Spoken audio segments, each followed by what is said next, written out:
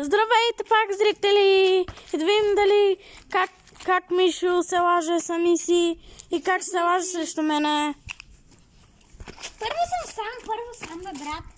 И тук почна нещо да си Кристияно.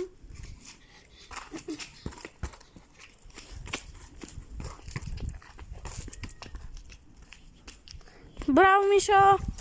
Да, сега ти се ложи с мен. Когато ми вземеш топката ми долу. И аз съм много слаб на футбол, но добре. О, брадър!